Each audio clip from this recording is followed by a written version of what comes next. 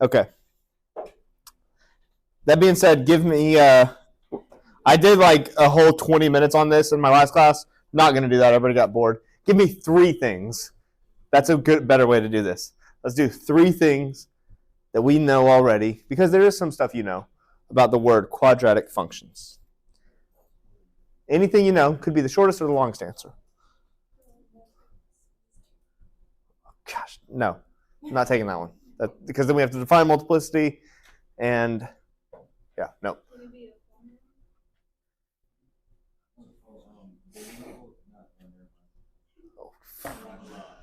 Oh, there we go. Now that is a nice, neat word that we know the word and we know the shape. That's one thing. Thank y'all. All right. Somebody on these 3 rows. Give me one other thing.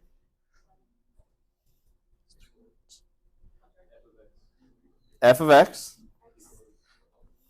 equals what? Oh, that is what we call parent or toolkit if you learned it from a different book. Parent or the toolkit function is x squared. Good call. All right, let's go to the middle now. Middle section, give me one more thing. Sure. A x plus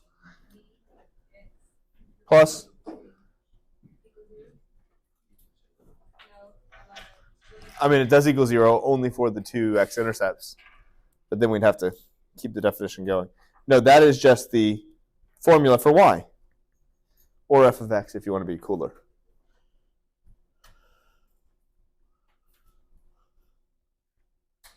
I don't know how to do that. I wish there's a way to write f of x equals and y equals and say like, hey, these are often the same thing. F is just more specific as to which function. All right, here's a picture. Everybody good? Picture with the vertex. Notice the vertex looks like the bottom of the V. That's cool. X-intercepts, they're exactly the same as the linear functions we did. And finding them is exactly the same. You remember the way you found linear functions x-intercepts? Those are the words. Set equal to 0. And the y-intercept is found exactly the same way as the old one, so it's not really learning anything new. Remember how to, not somebody else. Remember how to, no.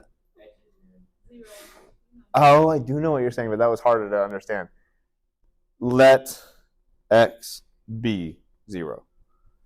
Well, set x equal to 0 kind of is scary because the set and the word equal. I know what you're saying. You're saying, actually, f of 0. That's the shortest way to say that, right? That's an x-intercept. No, I like it. It's just I'm worried if I wrote set x equal to 0, someone's just going to hear the word set equals 0, and you know what All right. Here's the form that somebody brought up in the review. Love it. It's got a name called general, right? We're going to fly through this so that we can get into the examples, but just showing you each little thing. We've got x-intercepts. We've got y-intercepts. We've got general form. We've got the vertex. And last but not least, we have vertex form. It's called standard, but if you were ever to write it as vertex, you'd get full credit because some other textbooks would call it vertex form. Oh, I've done it again. Starting now. Starting now. What? I don't remember if I recorded last class either.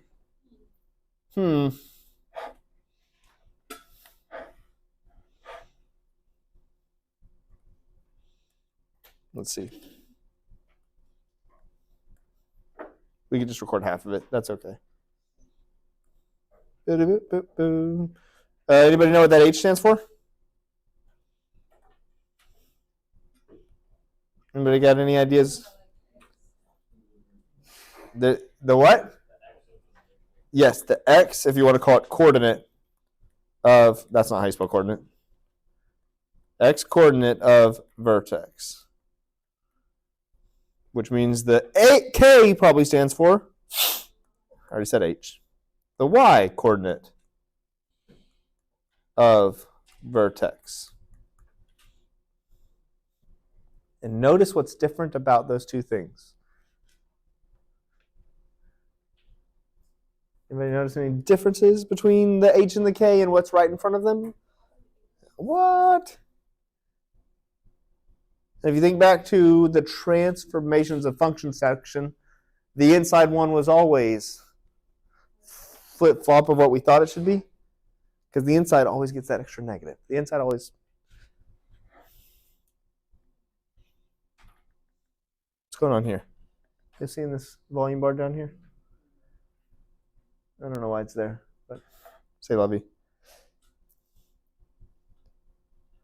All right.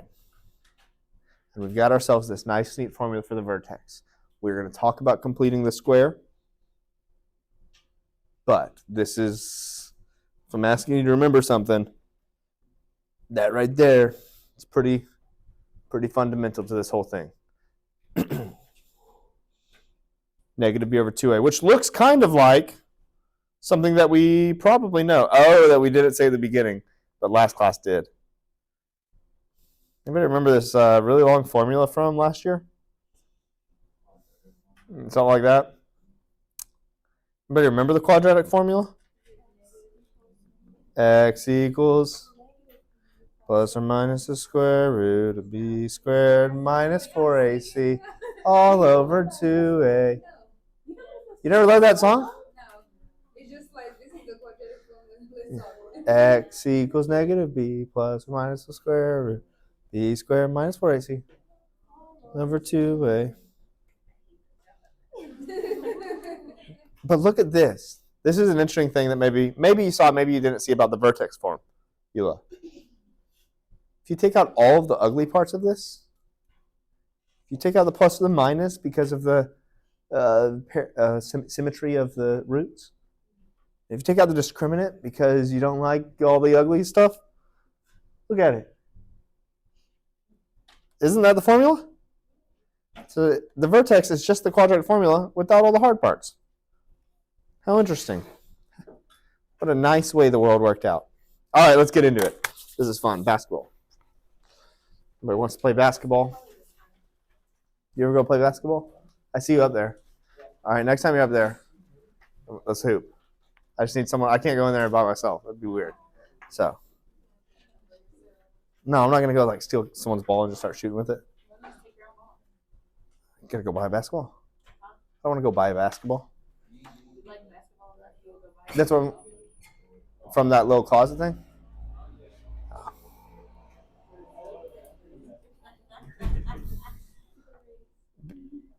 Somebody you beat me at basketball. We'll do some extra credit for a test sometime. No. You just got to beat me at basketball. That would be fun. All right, let's label some stuff. This is so fun. This is my favorite right here. Seeing the real world happen underneath the math problem. Pick something. There's, I think, 2 or 3 things we can label. Anybody see one? What? Up here? Well, what is it, though? That's a dot. What's that called? Oh, it is called the max as well. It's also the absolute max, but it's also got a name called the vertex, and it's also got a name called negative. Oh, don't they give it to us in the problem? Negative 4,7. Oh, now that we have a vertex, I can draw this pretty yellow line. Okay, fine. Let's do it yellow.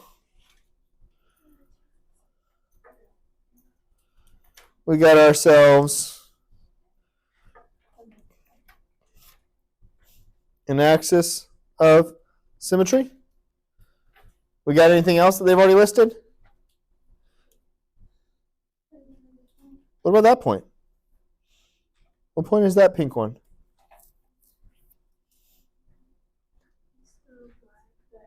Well, it's both. You're right. You were right the first time and the second time. That is the x-intercept of 0, comma 0? Now what else could we find? What? Could we use that axis of symmetry for something? We go boop, boop, boop, boop. How far did we go over? So could we go boop, boop, boop, and put a point right there? We use the axis of symmetry to continue our parabola. That's pretty cool. That's pretty neat. Let's watch that video. Let's watch that video in the break. You seen that video before? Oh, you have? That's crazy. That's way before your time. That's old. That's like me being in high school. That's pretty neat. You can tell it's an Aspen because the way it is. It's pretty neat.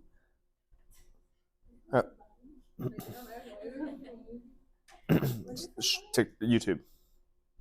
YouTube Shorts. Or old YouTube. It wasn't Vine. Maybe there were Vines of it, but. Any other points we got? Let y'all explore this problem. Shooting a basketball, making a parabola. I kind of see like a couple kind. Yeah. Wait. 1 and 3? What? Negative 1 and 3? You think that's on that parabola? You just let me know. Oh, I thought my axis. Yeah. You're right, I'm wrong. Extra credit on the test. Negative. So you're talking about this point right here? And we're going 1, 2, 3. 1, 2, 3. And maybe just to make it pretty close. It's a little underneath, but not really. So, like right there? I mean, if you're asking me, does that look like a make or a miss? Let's try one more point. Are you talking about negative 2, 5? So that pink dot. 1, 2, 1, 2. That pink dot.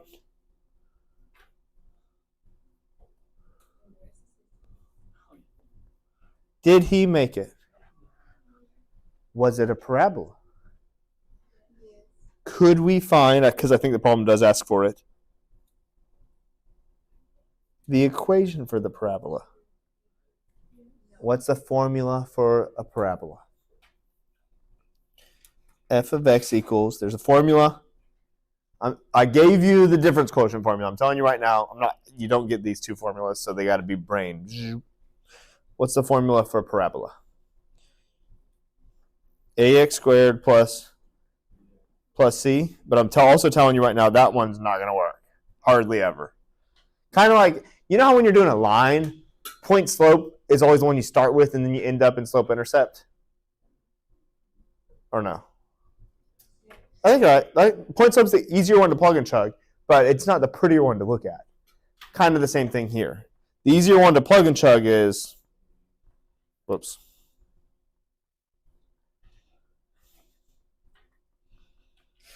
But it's not prettier to look at.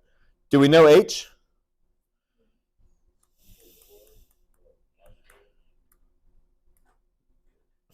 Do we know k? Do we know a?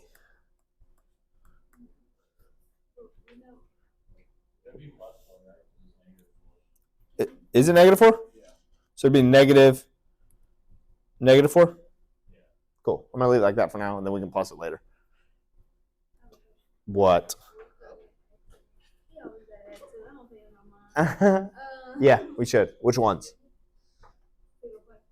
Pick a point. 0 sounds like the prettiest one, right? Or the easiest one. All right, so what Charlotte just said was, could we just plug in an x and a y that we know to go backwards and find that a? And yeah, that's the only way to do it, actually. So, and the best one to pick is 0, 0. Last class, we went down the route because it was fun, but someone was like, well, what about the vertex? We know that point. Those are the only 2 points we really know. Technically, the other ones we kind of made up, But if you plug in the vertex, something really cool happens. Well, I mean, we don't know if they're perfectly on those points, but we do know it starts at 0, 0, and we do know the vertex because they told it to us. So if you plug in 0, 0, you get 0 equals a times 0 plus 4 squared plus 7, aka 0 equals a times 16 plus 7, aka a equals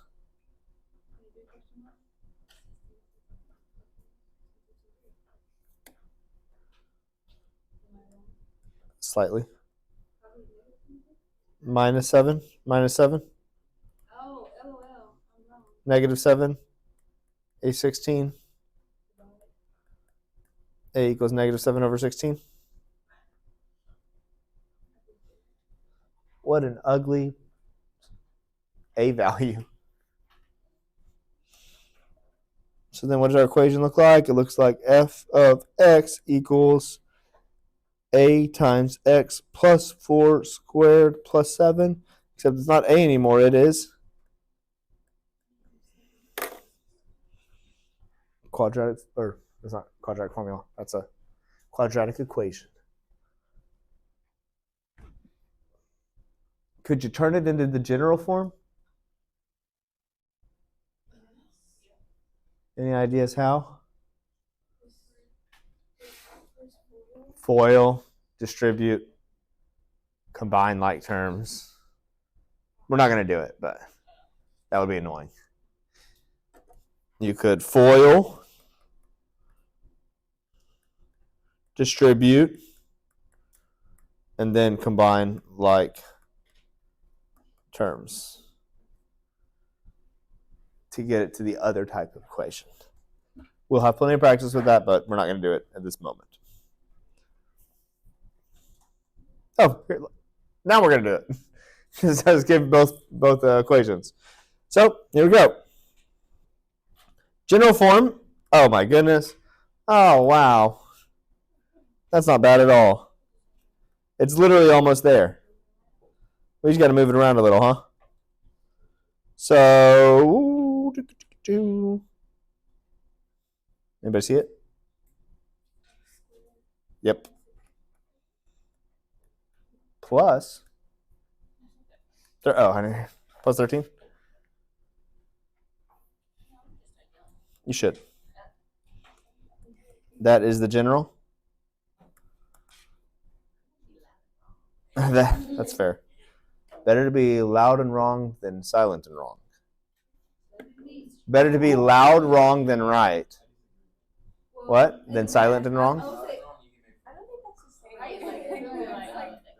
Actually, the saying is better to be quiet and thought a fool than loud and confirm what everybody already thinks. Or no, better to be thought. Well, it's somebody. Right. Yeah. Why do we? Here's the sentiment: is there are dumb questions. Why do we ask dumb questions? So we're not dumb people. So, what? Posters on the walls. There are dumb questions and dumb people. Why do we ask dumb questions? So we aren't dumb people. All right. Now we got to get it to vertex form or standard form. You pick your terminology.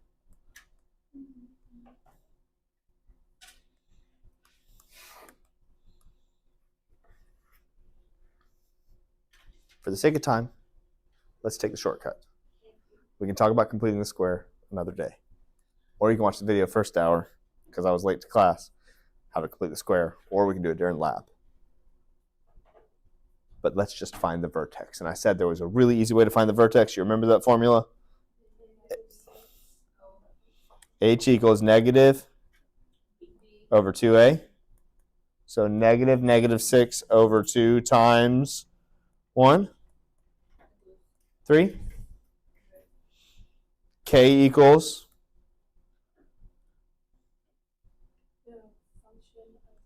g of 3,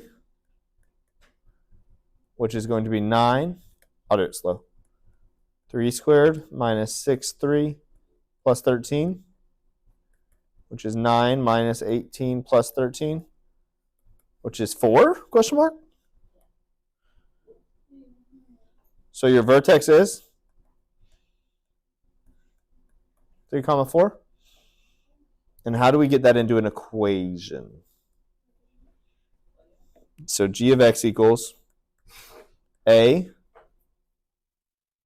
times x minus 3 squared plus 4. Just plug and chug in your h and your k into an equation. But wait. How are we going to ever find out what a is? How are we going to ever find out what a is? Scroll, scroll, scroll, scroll, scroll, scroll, scroll, scroll, scroll. Erase, erase, erase, erase. What do you notice about these two things?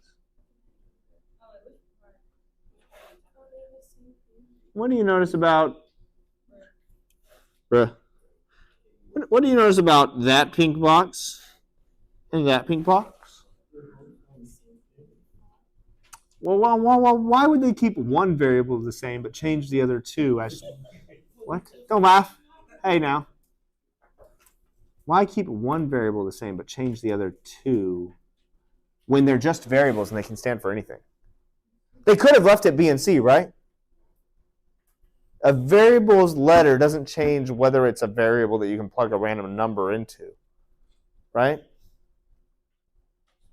Isn't it just like a placeholder, like an empty box, basically? So could you write the bottom pink thing with B and C? Yeah. But then you might get confused. When you went to write them both in different spots. So why would they leave one the same?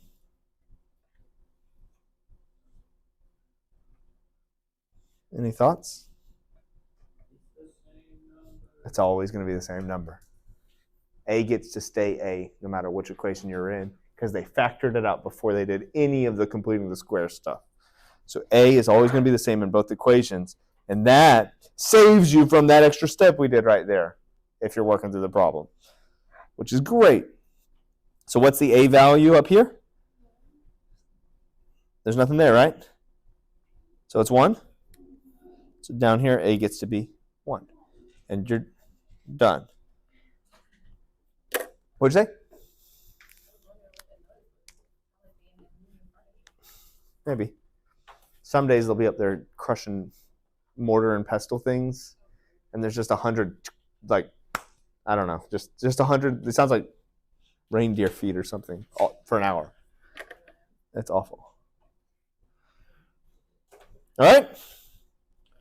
All right, that was a little harder. We didn't do completing the square. We need to meet you in lab.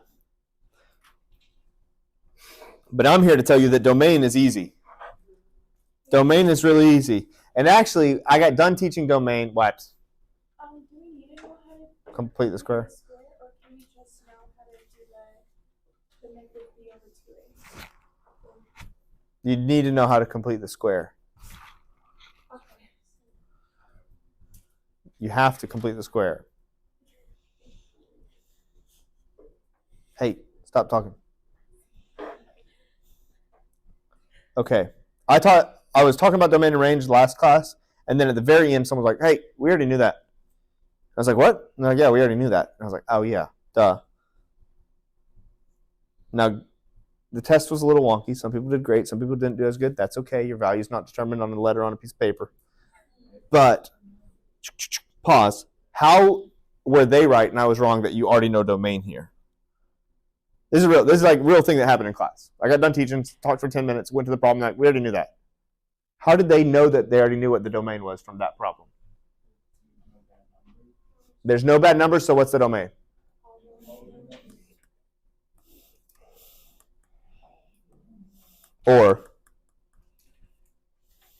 So, you know what the domain is for every quadratic function ever? Yep. Cool with that? Does it say that up there anywhere? All our numbers. Boop.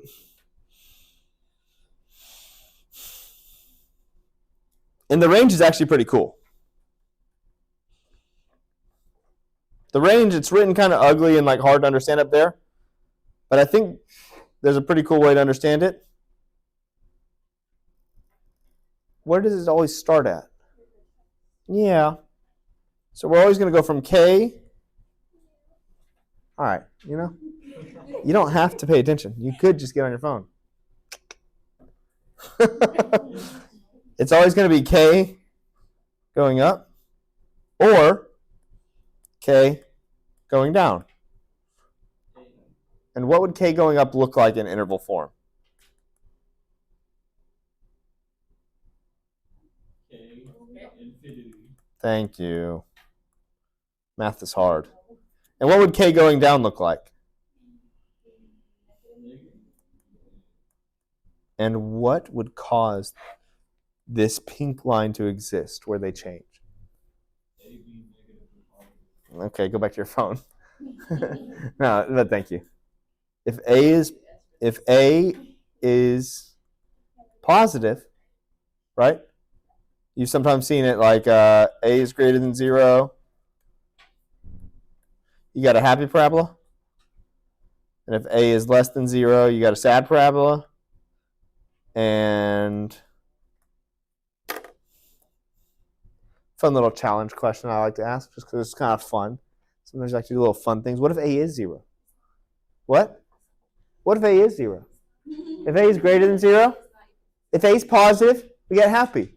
If A is negative, we got sad parabola. Remember you've seen the happy sad parabola thing and for all of your life? What happens if A is 0?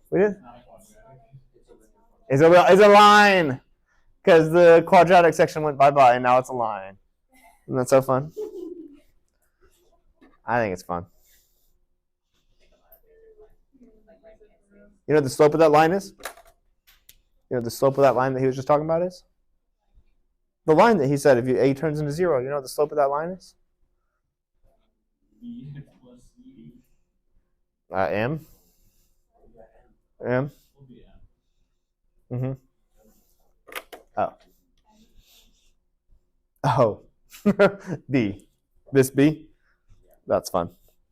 Isn't that fun? Isn't that your line right there?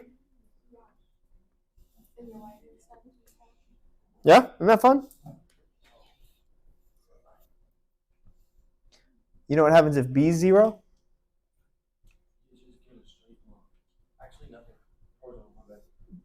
You get a number. So like, I've talked about this before, and I like doing this, especially as we get farther. You start here, and you just learn numbers. You know what grade you learn numbers in? First, second grade? And then at some point, no, this is really cool. It's really cool, guys. Just bear with, hang on. How much do we have left? Oh, all we gotta do is find that. We're gonna do this in lab anyways, this rock problem. Perfect. Okay, bear with me. We got plenty of time. You learn numbers, right? You know what you learn immediately after you learn numbers? Immediately after you learn how to do numbers, what do you learn? Add and subtract? Right? Right? And couldn't this be a minus sign just as easily? What do you learn immediately after adding? Multiplication. Right? This is just a number times a number, right? Right? So you learn numbers, and then you learn how to add and subtract them, and then you learn how to multiply them, but then your brain had to go backwards and be like, wait, what if I did both of those things? What if I multiplied and added? We've got ourselves a multiply and an add. Right? And then you know what you learned after multiplication? Oh, sure, but couldn't this B just be 1 over B? No, it's not. Exponent? I don't know. You just keep going backwards, and every time you introduce a new. No. Numbers was first grade. Multiplication was third grade. Exponents was like 6th or 7th, right? Variables now turned into like 9th, and then now here we are putting it all together. All right. So happy or sad parabola? 2, positive, smile. means the range is going to be k to infinity.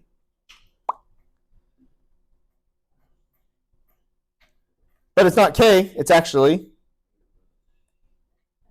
8 over 11 to infinity. I personally think the domain and range for quadratics is easier than most other things.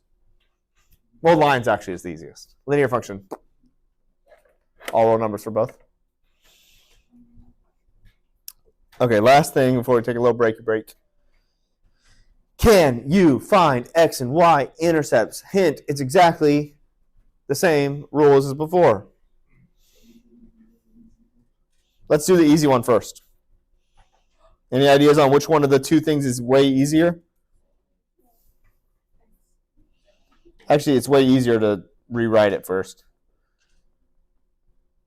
Which one is easier, x or y?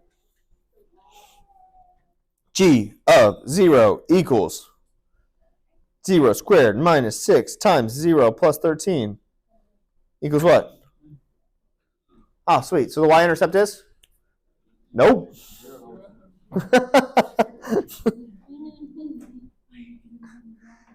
It matters.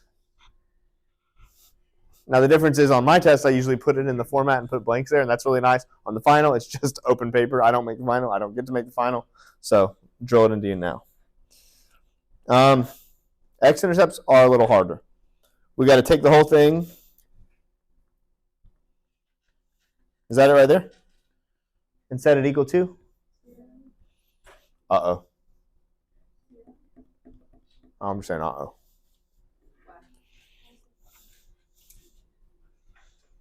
You got that? What are the factors of 13? And? -1 and -13.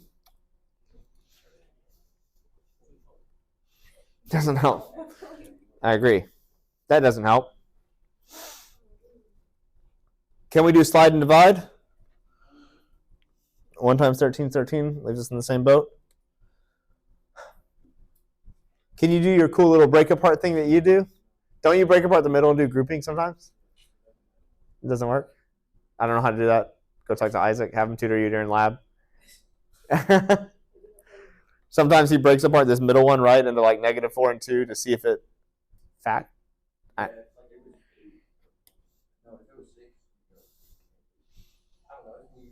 You just got to try a couple different things and be like, oh, that one does work. Cool. And then you factor out the matching term, and then you got 2 things left.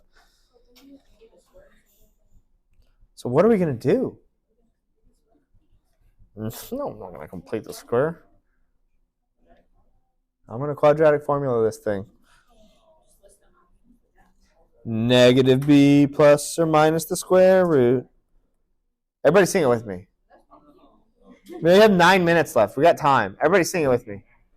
Ready? 3, 2, 1, go.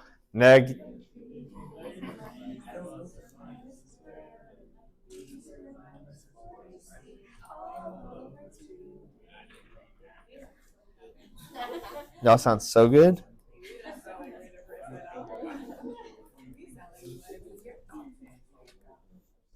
All right, we got to reel back in. This stuff's not easy. And somebody's sitting in the back saying, I don't know how to do this. So we fill in the blanks and we get -6 plus or minus the square root of -6 squared minus 4, 1, 13, all over 2, 1. Feels like it.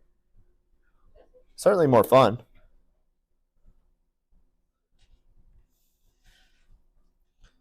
Do a little bit of math and we get 6 plus or minus the square root 36 minus 52 all over 2. 6 plus or minus the square root of -16 over 2. And now it really feels like we learned something on Friday for a reason.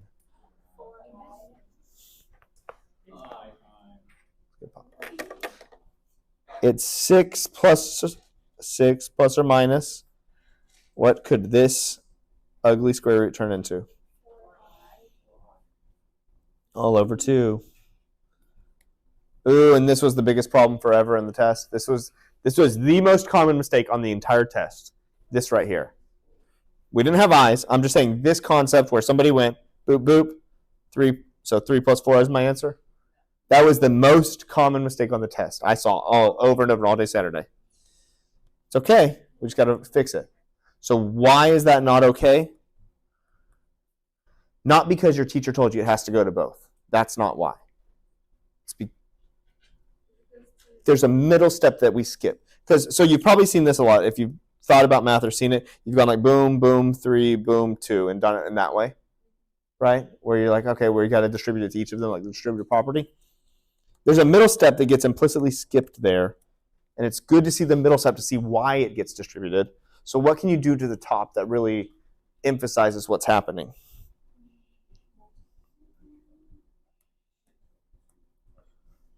I would do this. Factor out what? Now you're left with. And now you see it happen. But you could do what you're talking about, Isaac, too, and reduce each one. That's totally okay. I don't know why this is my first instinct. Hey, Isaac, don't. Just give you compliments, so you just turn around and turn all the way around. Boom, boom. What are those? What are those? Huh? Is that a thing? That was a thing, or are y'all too young for that thing? What? No, nobody does it, but I was teaching. Yeah. Oh, kind of. Like when you're in 3rd grade? I feel like y'all had been in like 3rd grade when that was the thing. 4th? Middle? Yeah. Like early middle school. Okay. How old do you think we are? 16, 17? No. I'm just kidding. What are these? What are those? What are those? They're roots. What else are they? No. They are zeros. They are solutions. But what are they not actually? You're right. They are. Where do I put it? Yes. No, right? So it's like I asked you, hey, where's the x-intercept? You said right there. It would be akin to me saying, where's all your friends? And you'd be like, they're right here, right? You can have an imaginary solution. It can be a solution. You can have an imaginary friend.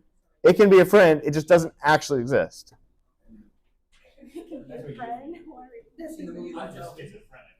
Okay. So, what are the y-intercepts? 0, 13. What are the x-intercepts? None. Though there are roots. They're just called complex roots, or complex solutions, or complex zeros. So in the beginning, we saw that we kind of share really different things. If it comes to that, can you just put like 9? Do you have to go through the quadratic formula? Yes, you do. Because not every quadratic formula results in imaginary, and if it were just a really ugly decimal, it's still real. And it's still an x-intercept. Because I can plot a really ugly decimal on the x-axis. I can't plot I on the x-axis. So it's not the quadratic formula that gave us an imaginary root. That's what we should have said right here. These are imaginary roots. Sorry, my fault. Imaginary zeros, imaginary solutions. And they're plotted on the complex plane, like we talked about last week, with where you plot the x on the x and the y on a completely different graph. You don't plot them on the same graph. Yeah, it's not the quadratic formula that did the bad thing. It was the I. Oh, that was it. Duh. Perfect timing. Alrighty.